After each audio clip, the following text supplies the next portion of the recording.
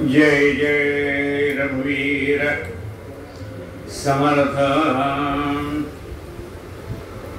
मनाच्या श्लोकातला काल आपण 121वा श्लोक पाहिला। महाभक्त प्रल्हाद हा कष्टविला मनोनी तया कारणे सिंह झाला। नये ज्वाळ विशाळ सन्निध कोणे नुपेक्षी कदा देवभक्ताभिमानी। हे कशासाठी सांगितलंय? मत्स्यावतार धारण केला, कच्छावतार धारण केला, वराह अवतार धारण केला, नारसिंह अवतार धारण केला। त्याचा संदर्भ आपण मागच्या 120व्या श्लोकात पाहिला। जना रक्षणा कारणे नीच योनी उपेक्षी कला देव भक्तांमध्ये। कोणत्याही योनीमध्ये परमात्मा अवतार घेताना त्याला त्याचा कमीपणा वाटत नाही। मी माशाचा अवतार कशाला घेऊ, कच्छाचा अवतार कशाला घेऊ, वराह अवतार कशाला घेऊ। हा नारसिंह म्हणजे अर्धा सिंह, म्हणजे एक सिंहाचा रूप आहे, एक मानुष्याचं रूप आहे। असं सिंहाचं रूप मी का घेऊ असं भगवंताला वाटलं नाही। भगवंत आपल्या भक्ताच्या रक्षणासाठी कोणत्याही देहाचा आश्रय करून भक्ताचं रक्षण करतो, हा त्याचा मुख्य भावार्थ आपण पाहिला। आता आजच्या कथेला आपली सुरुवात। कृपा भाकिता जाहला वज्रपाणी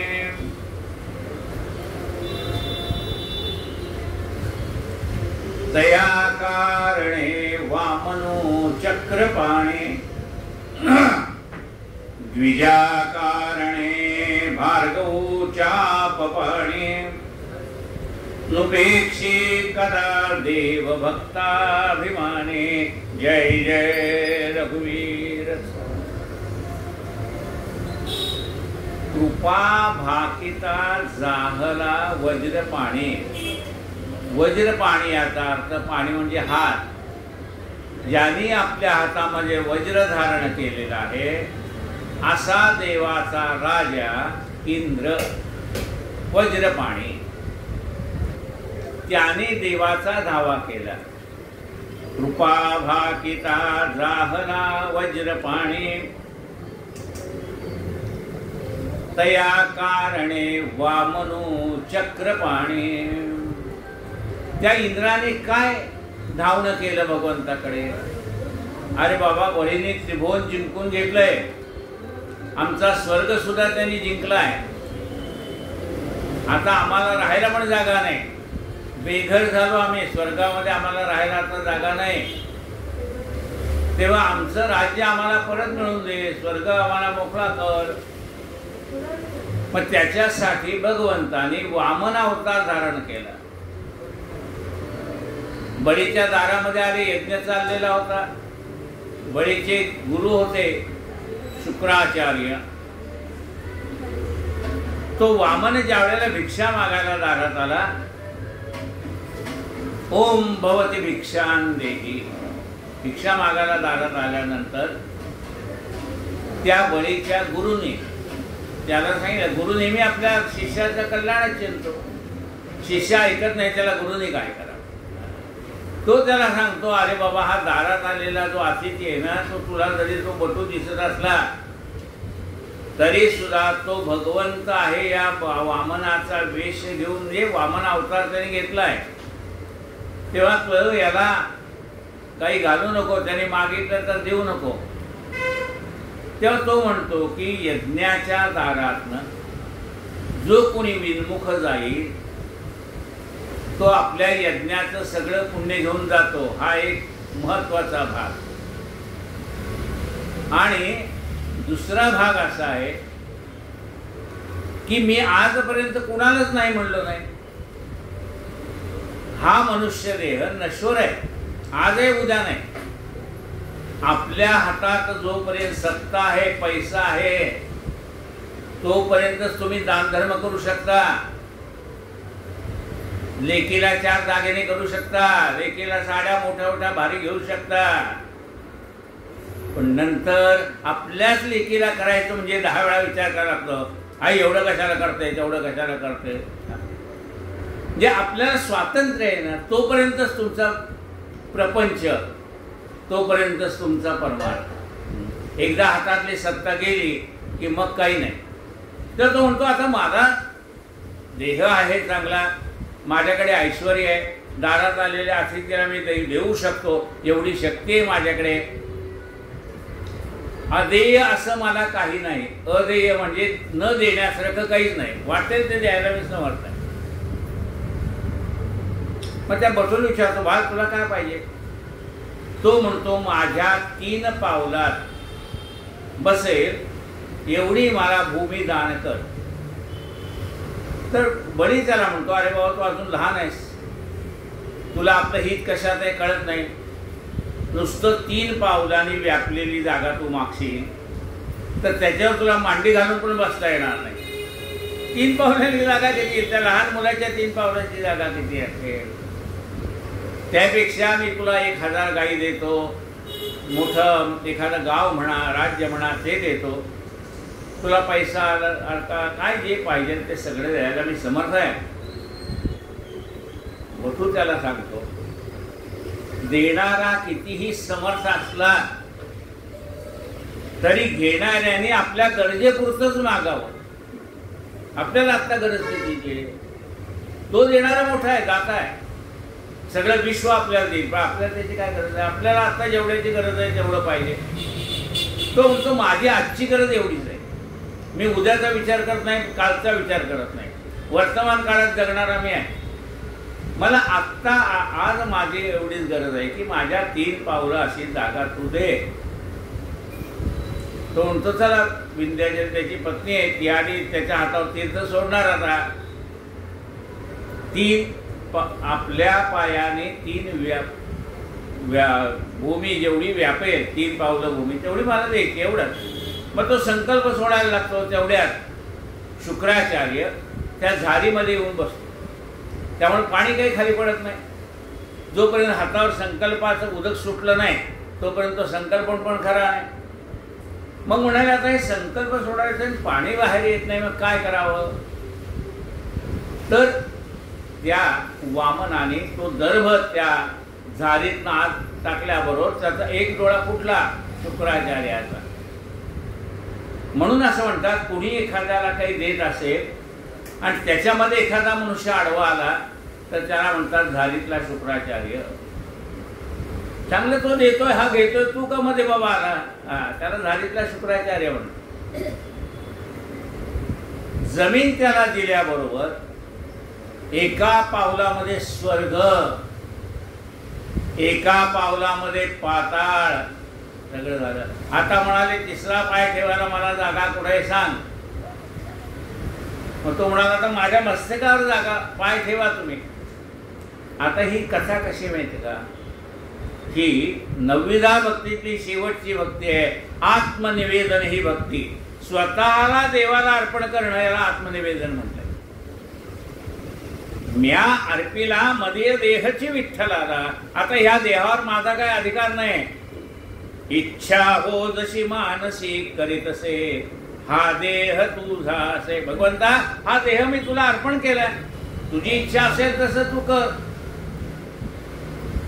इच्छा हो जशी मानसी करीतसे, हा देह तुझा असे. पिठलं भाकर पण द्या आणि ही ह्या 1-1 पुड्या पण द्या. हा देह तुझा असे. पंचकाद्याची पण पुढे त्याच्यावर द्या. हा देह तुझा असे. तेव्हा भगवंताने ते दिलं. कुणी भगवंताला कोणी दिलं? बळीने दिलं. कृपा भाकिता झाहला वज्रपाणी, तया कारणे वामनो चक्रपाणी. भगवंताने हा वामन अवतार म्हणजे एवढ्याशा छोट्या मुलाचा अवतार सुद्धा भगवंताने घेतला. आणि आणखीन बघा ह्या अवतारातलं काय.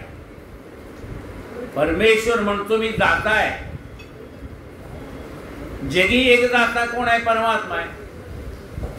पण मी सगळ्याला देणारा असून सुद्धा माझ्या भक्ताच्या रक्षणासाठी त्याच्यासाठी मी दुसऱ्या पुढे हात पसरलाय. माझं ब्रीद बाजूला ठेवलं, कुणाला काही मागायचं नाही, द्यायचंच आहे. मागायचं, देव कुणाला काय मागतो? देव देतोय. देव दाताची दहाला, देव देणार आहे म्हणून तर त्याचं नाव देव आहे. मग मी देव आहे आणि मी सगळ्या जगाला पालन पोषण करतो एवढं असून सुद्धा माझं जे ब्रीद वाक्य आहे, कोणाकडे हात पसरायचं नाही, ते सुद्धा मी माझं ब्रीद वाक्य बाजूला ठेवलं आणि माझ्या भक्तासाठी दुसऱ्या पुढे हात पसरला. म्हणजे तो कमीपणा मी घेतला माझ्याकडे. देव म्हणतो मी माझा अहंकार बाजूला ठेवलाय. मी देव आहे हा अहंकार बाजूला ठेवल्याशिवाय मला भक्ताच्या मदतीला जाता येत नाही.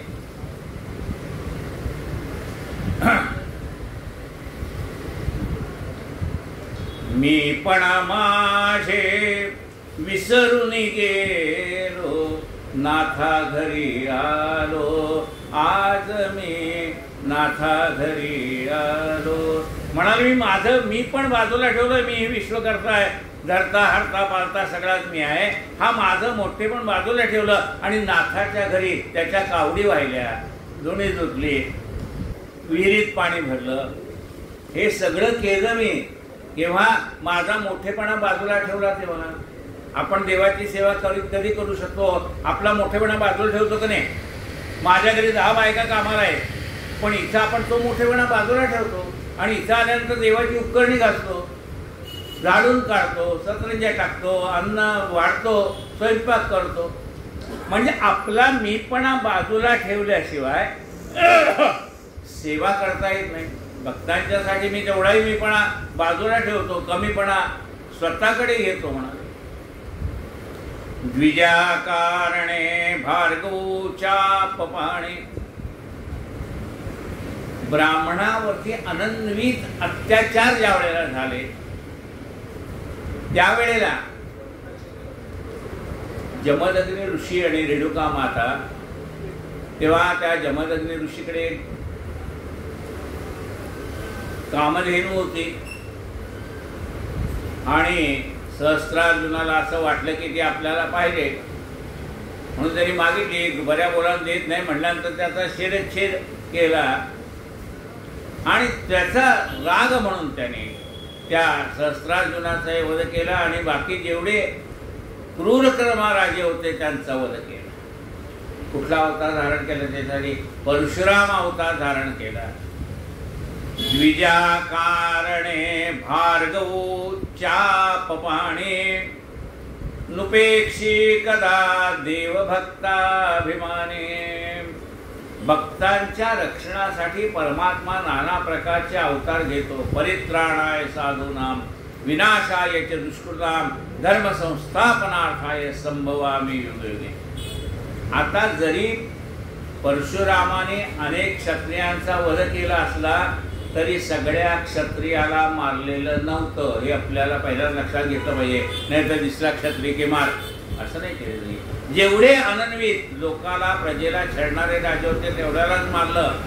नाहीतर आपल्याला माहित आहे परशुरामाने आपल्या स्वतःच्या हातात असलेलं, शंकरांनी त्याला दिलेलं गांडीव नावा ते शंकरांनी दिलेलं शिवचाप जे होतं ते शिवचाप त्यांनी जनक राजाकडे ठेवलं की नाही?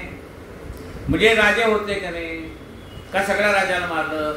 सीता स्वयंवराला सगळे राजे आले होते का नाही? का सगळ्या राजाला मारलं? रामाच्या अयोध्येमध्ये दशरथ राजा होताच की, म्हणजे राजे होते त्याला सगळ्याच राजा सरसा धर राजा की टोक, धर राजा की टोक, असं नाही केलं. म्हणजे कथा ऐकताना सुद्धा आपल्याला त्या गोष्टीचा साकल्याने विचार करता आला पाहिजे. नुसतं धरसोपट विचार करून चालत नाही. कृपा भाकिता जाहला वज्रपाणे, तया कारणे वामनो चक्रपाणे. वामन अवतार घेतला भगवंताने. बळीने आपलं सर्वस्व दिलेलं पाहिलं आणि भगवंत त्याच्या दारामध्ये द्वारपाल म्हणून राहिला आहे, बळीच्या दारामध्ये. द्विजा कारणे भार्गवो चापपाणे, नुपेक्षी कदा राम दासाभिमानी जय जय रघुवीर समर्थ। अजय पानी रखा है कि नहीं? जय जय रघुवीर हाय हाय हाय जय जय रघुवीर समर्थ। श्री कृष्ण गोविंद हरे मुरारे।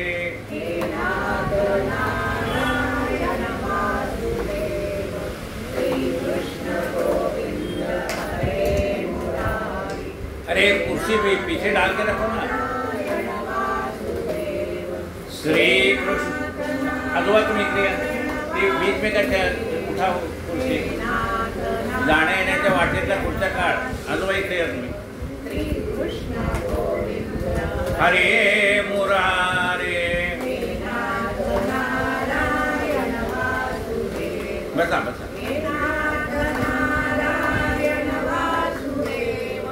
हे नाथ नारायण वासुदेव श्री कृष्ण गोविंद हरे मुरारे।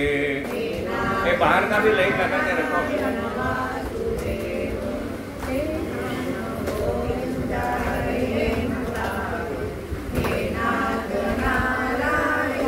गोपाल कृष्ण भगवान की। अहल्ये सती लागी आरण्य पंथे कुडावा पुढे देव बंदी तयाते। बळे सोडिता घाव घाली निशाणी नृपेक्षी कदा रामदासाभिमानी। अहिल्याचा उद्धार करण्यासाठी राम त्या वनात आलेले। राम म्हणले वनात न्यायला गेले होते कुठे? अजून तर रामाचं लग्नही झालं नाही। मग बाबा कैकेयीने सांगितलं जा वनात। तर मग कैकेयीने अजून रामाला वनात पाठवलं नाही आणि तरी राम वनात गेले। काय कारण होतं रामाला वनात जायचं? त्या अहिल्याचा उद्धार करण्याचं निमित्त काय होतं? म्हणजे गाभी नावाचा ब्राह्मण आहे, त्याने म्हणजे विश्वामित्र त्याने दशरथाकडे सांगितलं होतं मला राम दे। म्हणजे कशासाठी? म्हणजे मी यज्ञ आरंभलेला आहे आणि त्या यज्ञामध्ये अनेक राक्षस विघ्न करतात। म्हणजे तुमच्या तर पाठीला सदैव धनुष्यबाण असतं। तुम्ही शाप दिला तरी त्याला भस्म करून टाकू शकता। शापादपी शरादपी एवढंच तुमचं सामर्थ्य आहे आणि मग तुम्हाला राम अजून म्हणले माझा राम लहान आहे। तिथे रावणाचे सगळे येतात मारे सुवाहू एवढे मोठे राक्षस येतात। ताटिकामध्ये जंगलात ताटिका आहे, या जंगलात गेलेले बाहेरच पडत नाही लोक, ती सगळ्याला खाऊन टाकते। अशा जंगलात न जावं लागेल। तेव्हा तुमच्याकडे एवढं सामर्थ्य असताना मग माझा मुलगा मागायला तुम्ही कसे आलाय? तुम्ही आल्यानंतर त्यांनी सांगितलं होतं जे पाहिजे ते मागून घ्या। काय वास्तविकता मला एवढं द्या एवढे बोलले नव्हते बरं का विश्वामित्र, मला काही दे एवढे बोलले नव्हते जरी मागायला आले होते तरी। अतिशय मोठे वाट हा तुम्हाला काय पाहिजे ते मागून घ्या। आता मग मागे कसा हटायचंय? काय पाहिजे ते मागून घ्या बोलताना 10 वेळा विचार करायला पाहिजे ना। म्हणजे का आता म्हणजे एक शंका म्हणून विचारतो म्हणाले तुम्हाला की तुमच्याकडे एवढं सामर्थ्य असताना मग तुम्ही माझ्या मुलाचे पाहिजे तर मी येतो ना तुमच्या मदतीला। देवदानवांच्या युद्धामध्ये मीच मदतीला गेलो होतो स्वर्गामध्ये, तर तुमच्या युद्धात त्या विघ्नहरण करायला मी येतो। ते म्हणले तुम्ही नको, आम्हाला रामच पाहिजे।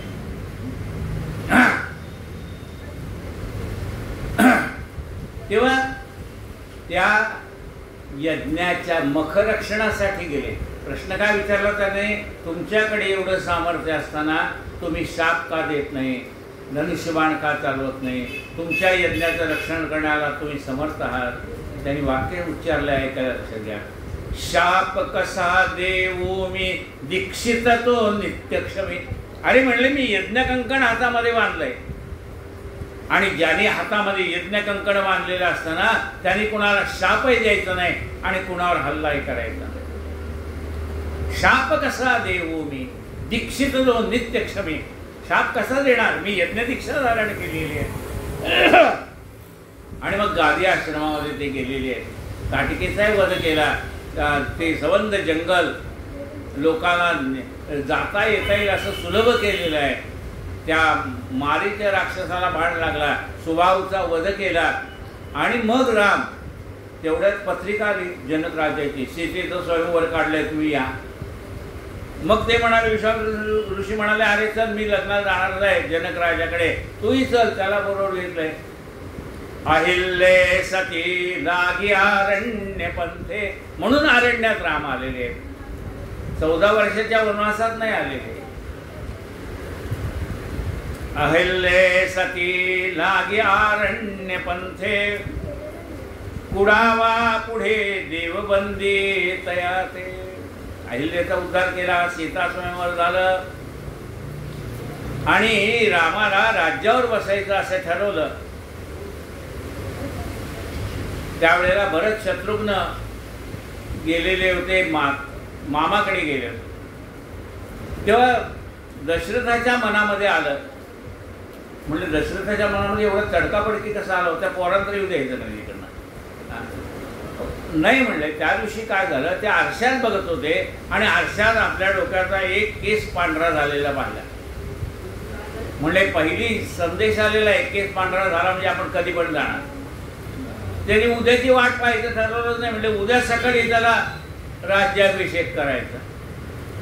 आपल्या डोक्याचे केस पांढरे झाले तर आपल्याला त्याला म्हणतो काळे पांढऱ्याचे काळे करतो, पण त्याने नाही केलं तसं. त्याने रामाला राज्यावर बसवायचं. आता इकडे देवांची पंचायत झाली, राम राज्यावर बसणार तर काय करायचं. सगळे देव गेले ब्रह्मदेवाकडे, म्हणले आता काय करायचं बघा. राम जर राज्यावर बसला तर इकडे लंकेला कसा येणार. तेव्हा म्हणले काहीतरी अशी युक्ती करा की जेणेकरून राम वनवासात येईल.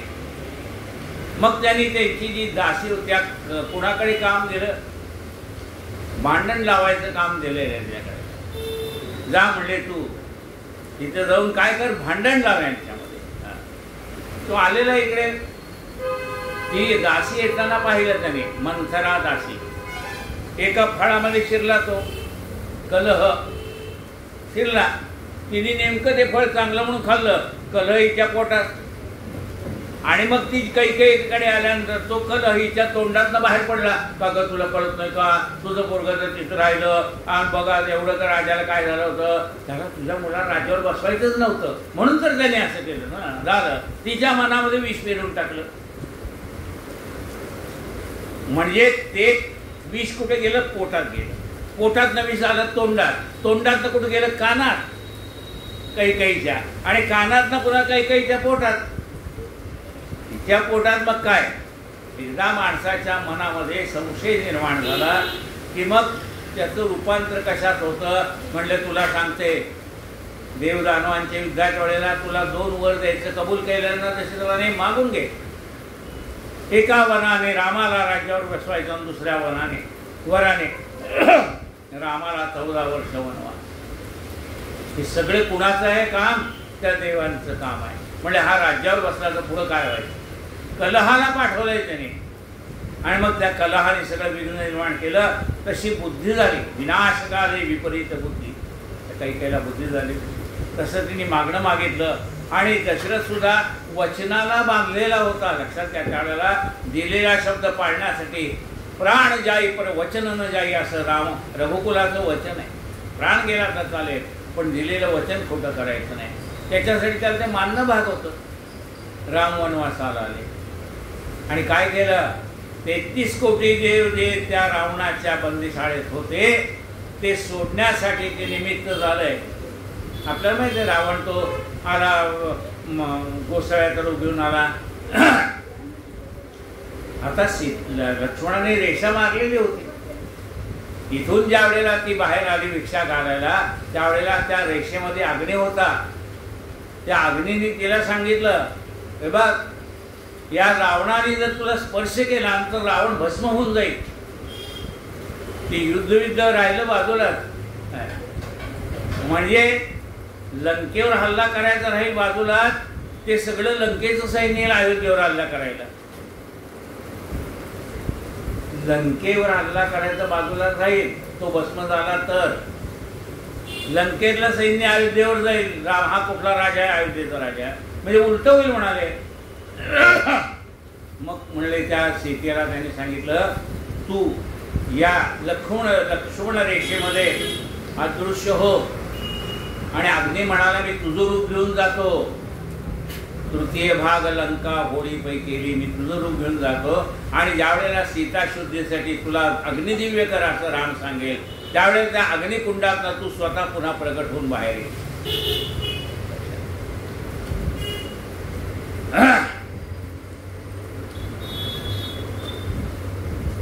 म्हणाले, ही अग्निकुंडात बाहेर येते असं काहीच आहे का? आई बोलले, पूर्वजन्मीची कथा आहे ती सीतेची.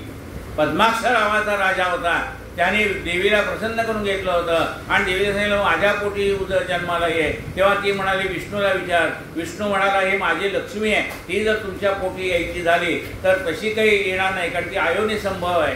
तेव्हा तिला मी फळ देतो, ते तिला खायला द्या.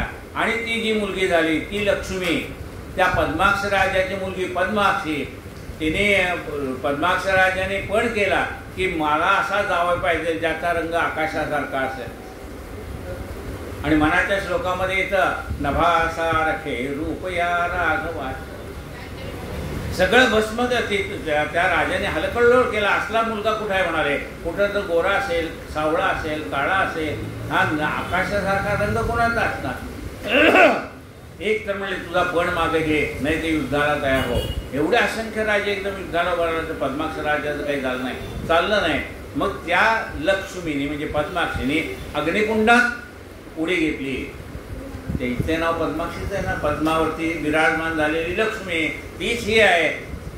ज्या वेळेला ते रावण तिकडे येत होता विमानातनं, त्याने पाहिलं ही ज्या अग्निकुंडातनं बाहेर आली होती आणि खेळत होती, तेवढ्यात रावण आला. त्यांनी तिला उचलायला गेला, ती पुन्हा अग्निकुंडात गुप्त झाली. अग्नी शांत केला रावणाने. त्यातनं तो खडे घेऊन आला बाहेर, रत्न प्रहस्त प्रधानाला दिले. म्हणले, हे रत्न राहू देत तुझ्याजवळ, मी मंदोदरीला देणार आहे. मग मंदोदरी आल्यावर म्हणले, वा तुझ्यासाठी काय सुंदर रत्न आणलीत मी, आण म्हणले प्रहस्ताला. त्यांनी ते पेटी उघडून बघितले, आत लहान मुलगी. मग हुशार होती मंदोदरी, ज्ञानी होती. ती रावणाला सांगते, रावणा अरे ही लक्ष्मी आहे, नारायणाशिवाय दुसऱ्या कोणाजवळ राहणार नाही. ती लगी म्हणतेच आहे, मी येणार आहे पुन्हा लंकेला, लंका रणगाडात. मग म्हणलं आत्ता तिला मारून टाकतो. मंदोदरी म्हणाली, पुढचं विघ्न आत्ता नाही आणत. हां, मग त्यांनी पेटी बंद केली. ती पेटी जनकराजाच्या तिथं नगरीमध्ये जाऊन पुरली. मग नंतर त्या ब्राह्मणाला ती जमीनदार दिली. त्यातनं ती मुलगी बाहेर आली त्या पेटीतनं. आणि मग ती यांनी जनकराजाने वाढवली म्हणून तिचं नाव जानकी. मग अग्नी तिला सांगतो, तुला अग्नी काही स्पर्श करू शकणार नाही. अग्नी स्वरूप आहे, तू तेजस्वी आहे. स्वर्णवर्णावा तिथं हे वाचा तुम्ही महालक्ष्मीचं स्तोत्र. अग्निसारखी दैदिप्यमान आहे असं तिचं वर्णन आहे. तर ती अग्निस्वरूप आहे. तुला जर त्याने स्पर्श केला तर रावण मरून जाईल. तेव्हा तू ह्या लक्ष्मण रेषेमध्ये गुप्त होऊन राहा. तुझं रूप मी घेऊन जातो. आणि त्या अग्नीने सीतेचं रूप घेतलंय आणि गेलेलं आहे. आणि मग अग्निदिव्याच्या निमित्ताने पुन्हा सीता मूळ स्वरूपामध्ये प्रगट झाली. मग राम म्हणतो, ज्ञात काय नवते मजला तुझे शुद्ध शील. राम म्हणतो, मला काही माहित नव्हतं का तू शुद्ध आहेस म्हणून.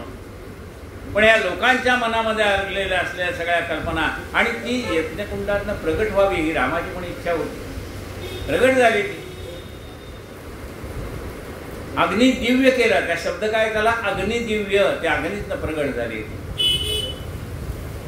अहल्ले सती लाग्यारण्य पंथे कुडावा पुढे देवबंदी तयाते. बळे सोडिता घाव घाली निशाणी नुपेक्षी कदा रामदासाभिमाने। जय जय रघुवीर।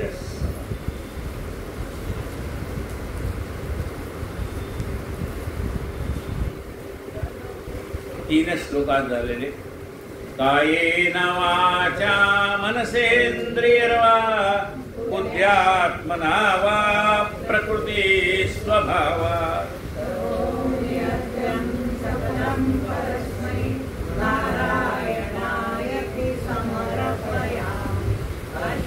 दोनच झाले 22 आणि 23 122 123 श्रीधरम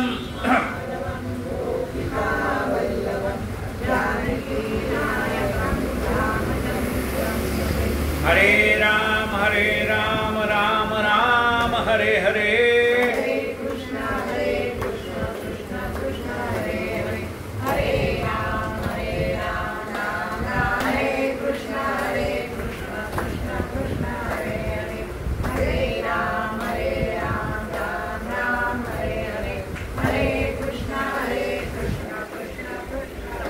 गोपाल कृष्ण भगवान की जय।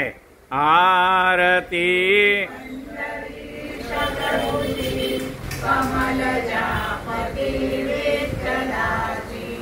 ठेविले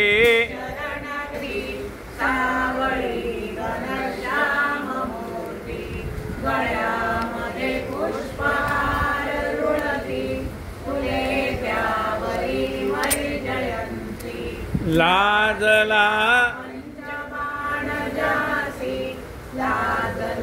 पंचबाण जासी हसे ते वदन कमल समनयन हरपले मान पावताची उभी मायनाथांची। आरती पंढरीश प्रभूची कमल जापती